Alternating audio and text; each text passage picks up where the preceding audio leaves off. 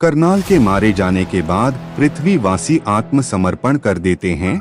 Jack और पिंडोरवासी सभी को वापस पृथ्वी पर भेज देते हैं, लेकिन कुछ लोग रुकते हैं जो शुरू से पिंडोरा के लिए वफादार उनके साथ एक बच्चा भी रुकता है, क्योंकि वो इतना छोटा था कि वो इस स्पेस ट्रेवल नहीं कर सकता था। उसका नाम स्पाइडर है और वो करनाल का ही बेटा होता है। इधर जैक को काबिले का सरदार बना दिया जाता है। उसके 3 बच्चे हैं, बड़ा नितिन, दूसरा लोहा और लड़की तुक। साथ ही डॉक्टर केरी के भी एक बेटी होती है। वो लोग उसका नाम भी कर ही रखते हैं। जैक और उसका परिवार को गोद ले लेता है। यह सभी साथ हंसते खेलते बड़े हो रहे होते हैं। इनके साथ स्पाइडर भी बहुत अच्छे से घुल मिल जाता है। वो उनको अपने परिवार के जैसा ही मानता है, लेकिन जैक की पत्नी तेरी, जिसको वह अपने दुश्मन करनाल के बेटे होने की वजह से पसंद नहीं करती, जैक अपने बड़े बेटे को शिकार करना सिखाता है। अब वो पाल जैक के लिए बहुत ही इमोशनल होता है। इनका समय खुशियों से बीतने लगता है। तभी एक रात अचानक से जैक और नितिन को आसमान में शिप दिखाई पड़ते हैं। दोनों घबरा जाते हैं और वह सभी शिप उतरने से पहले ही उनके जंगल और जानवरों को जला डालते हैं। इतनी ज्यादा तबाही देखकर जैक परेशान और की तेरी टूट जाती है। इस बार वो पहले से भी कहीं ज्यादा तादाद में मशीन दिलाते हैं। फिर 1 साल बीत जाने के बाद पृथ्वीवासी करनाल का क्लोन एक अवतार में बना लेते हैं, जिसमें वो उसकी सारी याददाश्त दिला देते हैं। पर उसको यह याद नहीं रहता कि वह मारा कैसे था, क्योंकि उसकी वो सारी यादें करनाल खुद वीडियो में से करता है जो वो जिंदा था, और वो मरने से पहले की सारी कहानी वह अपने अवतार को वीडियो के जरिए सुनाता है। इधर जैक अपने काबिले की मदद से उनके गोला बारूद की सप्लाई पर हमला करके उनको लूट लेता है। इधर करनाल अपने साथियों को पिंडोरा पर फिर से हमला करने और किसी भी हालत में जैक को पकड़ने का प्लान बनाता है, और फिर अपने साथियों के साथ पिंडोरा पर अपने लोगों के मिलिट्री बेस पर पहुंचता है। वहां वह अपनी जनरल से मिलता है। जनरल उसे बताती है, हमने पिछले साल में इतना ज्यादा कम और कंस्ट्रक्शन किया है जितना पिछले 30 सालों में नहीं हुआ था, और हमें इस ग्रह को अपने लोगों के लिए प्राप्त बनाने से पहले इन पिंडोरा वीडियो का इलाज करना होगा, क्योंकि यह पहले से ज्यादा हमला करने लगे हैं, जिसकी वजह से हमको जान और माल का बहुत नुकसान हो रहा है। फिर वो जनरल करनाल को वहां भेजती है। करनाल उसी जंगल में उतरता है जहां उसकी मौत हुई थी। इत्तेफाक से जैक के बच्चे और स्पाइडर भी वहां खेलने आते हैं। वो वहां करनाल और उसकी टीम को देखकर समझ जाते हैं ये काबिले के नहीं बल्कि पृथ्वी वीडियो के अवतार हैं। करनाल वहां पड़े बैटल रॉबर्ट सूट को चेक करता है और उसे पर अपना ही नाम देखकर समझ जाता है कि एक कंकाल उसी का है। फिर वो अपने साइन में घुसे तीरों को देखता है। तभी जैक का बेटा लोहा अपने वॉइस डिवाइस की मदद से जैक को वहां की सारी स्थिति बता देता है। जैक और नितिन सारी बात सुनकर परेशान हो जाते हैं और वह बच्चों को बिना कोई आवाज करे वहां से निकलने के लिए कहते हैं। अब बच्चे वहां से निकलने लगते हैं। पगडनेल के आदमी उन सबको पकड़ लेते हैं। करनाल उनकी उंगलियों को देखकर समझ जाता है कि हाफ ब्रीड है, क्योंकि पिंडोरियंस की 4 उंगली होती है और इनकी पास थी। करनाल लोहा को देखकर पहचान लेता है कि है कहीं बेटा है, लेकिन स्पाइडर करनाल को देखकर अजीब सा महसूस करता है। अब करनाल लोहा से उसके पिता के बारे में पूछता है, पर वो उसको कुछ नहीं बताता। तो करनाल जैसे ही कीड़े को मरने जाता है तो स्पाइडर भटक जाता है। करनाल उससे उसका नाम पूछता है। वो अपना नाम बताता है तो करनाल को पता चलता है कि स्पाइडर उसी का बेटा है। वो उससे पूछता है, उन्होंने तो सबको पृथ्वी पर वापस भेज दिया था, तो तुम क्यों नहीं गए? तो स्पाइडर बताता है, मैं बच्चा था और इतने छोटे बच्चे स्पेस ट्रेवल नहीं कर सकते इसलिए। फिर करनाल जनरल को अपनी लोकेशन बताता है। जनरल उससे 10 मिनट में वहां पहुंचने को बोलती है। इतने करनाल अपनी आखिरी समय का रिकॉर्ड वीडियो देखता है। जो उसे अपने बैटल रॉबर्टसन की मेमोरी में मिला था। अब उसको पता चलता है कि वो आखिर कैसे मारा था। अब कर्नल जनरल के आने का इंतजार करता है और उससे पहले ही जैक और तेरी वहां जाती है और फिर उनकी कर्नल और उसकी टीम के साथ लड़ाई होती है, जिसमें वो अपने बच्चों को बचा लेते हैं। पर एक धमाके के प्रेशर से स्पाइडर बेहोश हो जाता है। कर्नल उसको उठाकर अपने साथ ले जाता है। रोते हुए जैक से कहती है कि वो स्पाइडर को ले गए हैं। जैक उसको गले लगाकर उसकी हिम्मत बांधता है। इधर जर्नल स्पाइडर को टॉर्चर करके उन सभी का पता पूछती है, पर स्पाइडर उसको कुछ नहीं बताता। कर्नल को यह सब अच्छा नहीं लगता कि वो उसको इतना ज्यादा टॉर्चर कर रही है, तो अचानक से उसे टॉर्चर को रोक देता है। उसे टॉर्चर की वजह से स्पाइडर की नाक से खून निकल आता है।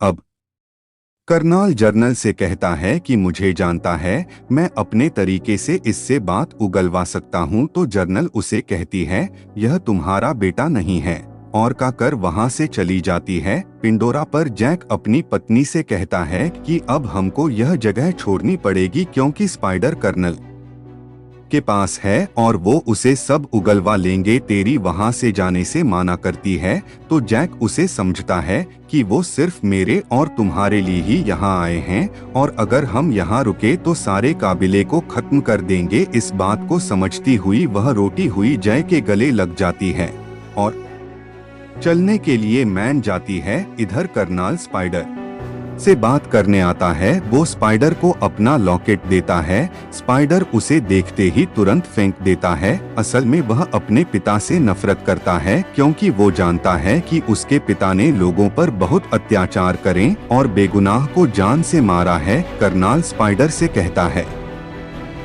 मैं चाहता हूँ तुम बस मेरे साथ चलो, इससे तुम यहाँ बंद ही नहीं रहोगे और मैं तुम पर किसी बात का जवाब भी नहीं दूंगा। अगली सुबह जैक अपना पर त्याग करके अपने परिवार को लेकर वहाँ से चला जाता है और बहुत दिनों तक एक लंबा सफर तय करने के बाद मितकानिया लीफ आइलैंड पहुंचता है। उसे आइलैंड पर रहने वाले कबीलों का रंस है उन लोगों से बिल्कुल उलट होता है। वो कबीला आसमान की जगह पानी के अंदर का शिकारी होता है। उसे काबिले के लोग जैक और उसके परिवार का मजाक उड़ते हैं, क्योंकि उन सब के मुकाबला जैक और उसके परिवार की पूंछ बेहद पतली होती है, हाथ भी पतले होते हैं और उन सबके सामने वह बहुत कमजोर दिखाई पड़ते हैं। तभी उसे काबिले का सरदार अपनी पत्नी के साथ वहां आता है और वह जैक से पूछता है, तुम यहाँ क्यों आए हो? यह कहता है, हम यहाँ आपके काबिले में शामिल होने आए हैं। तो सरदार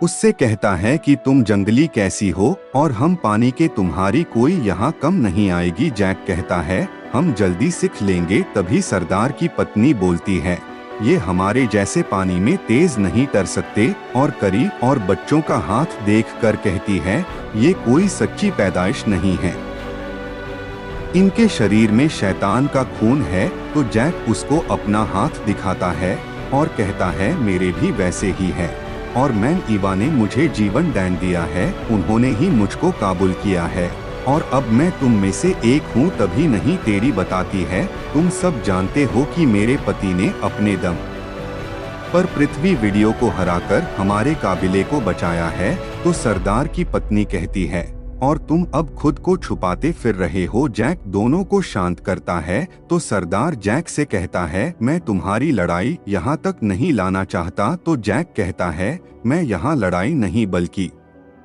अपने परिवार को सुरक्षित रखने के लिए यहाँ आया हूँ। सरदार उनको वहाँ रहने की इजाजत दे देता है और अपने लोगों से कहता है, इनको भी अपने भाई और बहनों के जैसा समझो, इनको एक बच्चे के जैसा समझकर हमारे सारे तौर तरीके सिखाओ, इन्हें तैरना निगव, जिससे यह अपने आप को डोट बेकार ना समझे। और फिर अपने बेटे और बेटी को उनकी जगह दिखाने को कहता है। अगले दिन सरदार के बच्चे जैक के बच्चों को पानी के अंदर ले जाते हैं और वो देखते हैं कि वो ज्यादा समय पानी के अंदर नहीं रुका रहे। वो उनकी तैरने में उनकी बहुत मदद करते हैं और उन्हें सारे तरीके बताते हैं। उसके बाद वो अपने पानी के जीवन को बुलाकर उनसे लोहा का बंधन करवाते हैं और उसको राइड करना सीखते हैं। काबिले का सरदार वो सारी ही बातें जैक को भी सिखाता है। सरदार की लड़की और आपको सांस खींचने और देर तक रोकना सिखाती है। जैक के बच्चे पानी के अंदर बहुत मजा करते हैं। उन्हें एक नई दुनिया दिखाई देती है। करी उन सबको महसूस करती है। इधर करनाल स्पाइडर को लेकर पिंडोरा की सबसे ऊंची पहाड़ी पर पहुंचकर अपने लिए एक बहन जिसको चुनकर उससे अपना बंध जोड़ने की कोशिश करता है, लेकिन उनकी लड़ाई में बेंजीन उसको लेकर पहाड़ी से कूद जाता है तो सबको लगता है करनाल मार गए और वो वहां से वापस जाने लगते हैं। लेकिन तभी करनाल बेंच की सवारी करता हूँ वहां ए जाता है। वो उससे बंधन जोड़ कर लेता है। इधर सरदार के लड़के वहां आकर उन लड़कों को बहुत मारते हैं कि यह देखकर बहुत हंसती है। फिर जैक अपने लड़कों को अपनी जगह पर लाकर बहुत डांटता है और लोहा को भेजकर उन सभी से माफी मांगने को कहता है। फिर वो नित्यन से पूछता है, क्या तुमने उन सबको बहुत मारा? वो कहता है, हाँ। ये बात सुनकर जय कूस कहता है, यह अच्छी बात है। उनका जवाब सुनकर मुस्कुराता है और वहां से चला जाता है। उन लड़कों के पास जाकर उनसे माफी मांगता है। वो लोहा को माफ करके अपने साथ गहरे समुद्र में शिकार करने को कहते हैं। लोहा को उनकी बात मानकर उनके साथ चल पड़ता है। वह 3 भाई पहाड़ी पर पहुंचकर लोहा से एक आवाज निकलने को कहते हैं। लोग वैसे ही करता है, पर वो उसको चुपचाप वहां छोड़कर वापस चले जाते हैं। असल में वह एरिया एक वाले मछली के जैसे दिखने वाले को मरने के लिए पागलों की तरह उसके पीछे पड़ जाता है। लोहा अपने को जैसे तैसे उससे बचाने की पूरी कोशिश करता है। बहुत देर पानी में रहने जैसे लोहा की सांसें खत्म होने लगती हैं। अब वहां से बाहर निकलकर सतह पर आने की कोशिश करता है, लेकिन तुलकुन उसको देख लेता है और अब उसे मरने के लिए हमला करता है। और जैसे ही उसके नजदीक आता है तभी एक और तुलकुन उल्टा उसे पर ही हमला कर देता है। पर इतने में लोहा अपनी सांसें टूटने की वजह से पानी में डूबने लगता है। पर कुछ देर बाद जब उसकी आंखें खोल है तो देखता है कि उसे तुलकुन ने उसकी जान बचा ली है। वो उसे सतह पे ले आया था। इसके बदले वो तुलकुन के पंख में फंसे बड़े से लोहे के कांटे को डोट निकल देता है। अब दोनों में दोस्ती हो जाती है और फिर दोनों पानी में बहुत देर तक एक साथ तैरते हैं। कुछ देर बाद लो आप उसके दूसरे केट हुए पंख को देखकर उससे इशारे में पूछता है कि यह कैसे हुआ। पेट्रोल को कोई जवाब नहीं देता। इधर की जैक को बताती है कि मुझको दिल की धड़कन सुनाई देती है। क्या मैं पागल हो गई हूँ? जैक उसे समझता है। तभी नित्यन सरदार के लड़के को लाता है और दिन भर की सारी बात बता देता है। अब वो लोग लोहा को ढूंढ खून निकलने वाले होते हैं। तभी लोग उनको वापस भेजकर घर ए जाता है और सारी गलती अपनी बताकर सरदार के लड़के को मार खाने से बचा लेता है, जिसकी वजह से उन दोनों में बहुत अच्छी दोस्ती हो जाती है। अगले दिन वो सरदार के बच्चों को सारी बात बता देता है और उनसे उसके केट हुए पंख का भी जिक्र करता है। सरदार की लड़की समझ जाती है और कहती है कि उसका नाम पाइकन है और उसको उसके परिवार ने बेदखल कर रखा है, क्योंकि सभी बताते हैं कि वो खूनी है। उसने हमारे काबिले और अपने साथ ही तुलकुन को भी मारा है। लेकिन लोहा उनकी बात नहीं मानता और कहता है वह मेरा दोस्त है और वहां से कहकर चला जाता है। अगले दिन सरदार की लड़की उनको अपने पुरखे के मंदिर को दिखाती है, फिर अपने काबिले के जीवनदायिनी पेड़ को दिखाती है जो पानी के अंदर होता है। तो उसे अपनी मैन दिखाई देती है। वह उसे गले लग के रोने लगती है और पूछती है मैं सबसे अलग क्यों हूँ और मैन एवं उससे क्या चाहती हैं? मेरे पिता कौन है? तभी अचानक केरी को दौरा पड़ जाता है। वह बच्चे उसको वापस ले आते हैं। अटैक उसके इलाज के लिए अपने दोस्तों को बुलाता है और उनसे कुछ नहीं होता तो सरदार की पत्नी उसका इलाज करके उसे ठीक करती है। तभी करनाल के साथ ही उसको बताते हैं कि रडार पर एक शिप देखा गया है और ये शिप वही था जिससे जैक के दोस्त करी को ठीक करने आए द करनाल को एक लोकेशन मिल गई थी। अब करनाल एक शिकारी शिप के कैप्टन और उसके क्रू के साथ मद कैनर रीफ के लिए निकल पड़ता है। इधर रिफिल अपना चक्र पूरा करके वापस आते हैं। काबिले वाले उनके आने से बहुत खुश होते हैं। असल में काबिले वाले उनको अपने भाई और बहन ही मानते हैं, तो उनकी सरदार अपने बच्चे को रोना को दिखाती है। वो बहुत खुश होती है और कहती है उसका बच्चा भी जन्म लेने वाला है। इधर करनाल उसके सबसे नजदीकी काबिले पहुंच जाता है और जैक के बारे में पूछता है, पर वो लोग कुछ नहीं जानते तो कुछ नहीं बता पाते। वो गुस्से में उनके घरों को जला देता है और वहां से दूसरे काबिले के लिए निकल जाता है। जैक को सरदार पड़ोसी काबिले की जानकारी देता है और कहता है वह तुमको ढूंढ से कहा है, हम कब तक भाग रहेंगे। हमको अगर चैन की सांस लेनी है तो हमें उसे मारना पड़ेगा। इतनी मेहनत करने के बाद भी करनाल को कुछ पता नहीं चलता तो अपना प्लान बदल देता है और जो उसे शिप का कप्तान चाहता था कि वो टूलकुन का शिकार करें, वो उसे इजाजत दे देता है। अब लो आप आइकन के पास पहुंचता है और उससे कहता है मैं तुम पर भरोसा करता हूं, तुम भी मुझ में पर भरोसा करो और तुम्हारे साथ क्या हुआ था वो मुझे बताओ। और उसको ऐसा करते हुए उसके साथ ही देख लेते हैं। अपना मुंह खोलता है,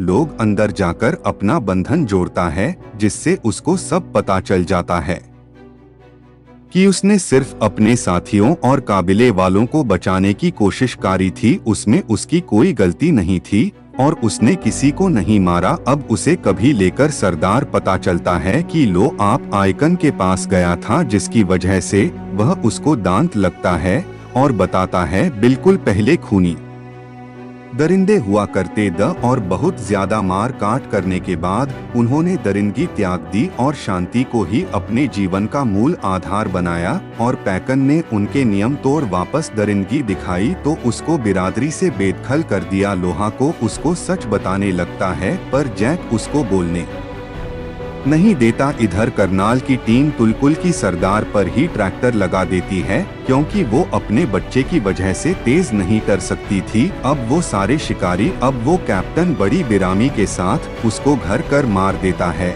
और अपने शिप पर लाकर उसके दिमाग में ड्रिल करके पीले कलर का सरल निकल लेता है और वो बताता है कि तरल सबसे कीमती है और इतने से तरल की कीमत 660 करोड़ है और इसी के पैसों की वजह से ही करनाल तुम अपना कम करका रहे हो। इधर काबिले वाले तुलकुन की लाश के पास पहुंचने हैं। सरदार की पत्नी उसे देखकर बहुत रोती है और बताती है कि मेरी आत्म बहन थी और इसने एन जाने कितनी साइकिल पूरी करने के बाद अपने बच्चे को पाया था और वो वापस आकर लड़ाई का ऐलान करती है। लेकिन जैक उनको समझता है कि अगर तुम उनसे लड़े तो तुम्हारा सब कुछ खत्म कर देंगे, उनको भी जिनको तुम प्यार करते हो। और उन्हें ट्रैक्टर को दिखाकर कहता है हमको टूलकुन की जिंदगी बचानी है, तो ऐसा कुछ भी उन पर दिखाई दे तो मुझको बताओ, मैं ट्रैक्टर्स को बंद कर सकता हूँ जिसकी वजह से उनकी जान बच सकती है। और यह बात सभी तुलकुन तक पहुँचने को कहता है। सम्मान जाते हैं। फिर जैक चुपके से नितिरी को बताता है कि वो तुलकुन का नहीं बल्कि हमारा शिकार करना चाहते हैं। अब लो आप आइकन के पास उसको सावधान करने के लिए निकल पड़ता है क्योंकि वो जानता था कि उसे कोई नहीं बताया, लेकिन सारे बच्चे उसे रोकने की कोशिश करते हैं पर वहाँ से निकल जाता है। भी सारे बच्चे उसका पीछा करते हैं। इधर कप्तान दूसरे शिकार की तैयारी करता है। लोग बायकर के पास पहुंचता है। वो पैकन पर ट्रैक्टर देखकर घबरा जाता है और उसे ट्रैक्टर को निकलने की कोशिश करता है। तभी सामने से शिकारी जहाज को देखकर वह घबरा जाता है। अब सब बच्चे वहां पहुंचकर उसे ट्रैक्टर को निकलने की बहुत कोशिश करते हैं पर वो उनसे भी नहीं निकलता। फिर लोहा का अपने पिता को सब बता देता है।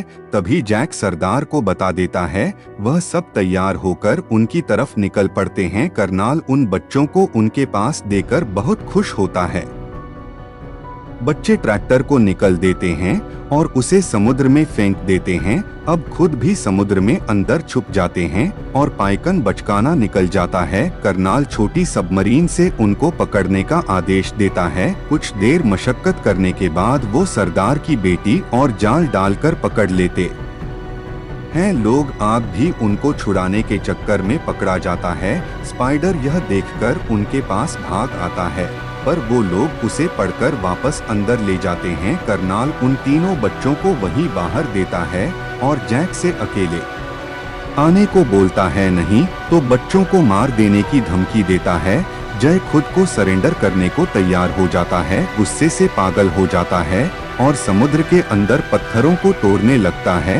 अब वो उसको बचाने की ठान कर अपने सारे नियम पर कूद पड़ता है और वहाँ सब कुछ तोड़ने लगता है। उसको देखकर शिप का कैप्टन उसका शिकार करने के लिए वहाँ आ जाता है और यह सब देखते हुए कभी आने वाले भी लड़ाई में कूद पड़ते हैं। कप्तान पाइकम पर रॉकेट छोड़ता है, पर वो अपने सर नीचे कर लेता है, जिससे रॉकेट उसे टकराकर कप्तान के सिर पर ही फैट जाता है।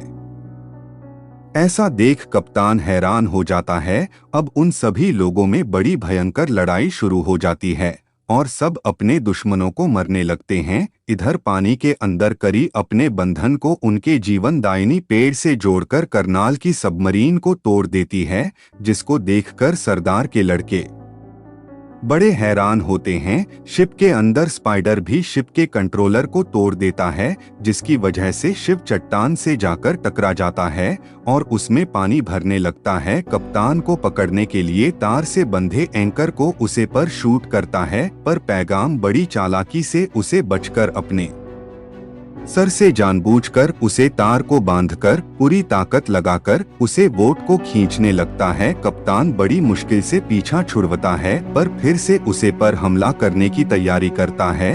तभी पाए उसकी बोट के ऊपर से कूदकर उसे तार से कैप्टन के हाथ को ही बंध देता है और एक झटका देकर उसका हाथ ही अलग कर देता है, जैसे कप्तान ने कभी उसका पंख काटा था। कप्तान के मरते ही उसका क्रूर लड़ाई रोक देता है और वहां से जाने लगता है। अब करी जैसे ही सतह पर आती है, करनाल उसे पकड़कर शिप के बैक पर ले आता है और उसको वहीं बंद देता है। तो उसको देख लेती है तो सरदार की लड़की के साथ उसे बचाने शिप पर वापस चली जाती है, लेकिन वो तोप को भी पकड़ लेते हैं। शिप के दूसरी तरफ करनाल नेशियम को भागते हुए गोली मार देता है।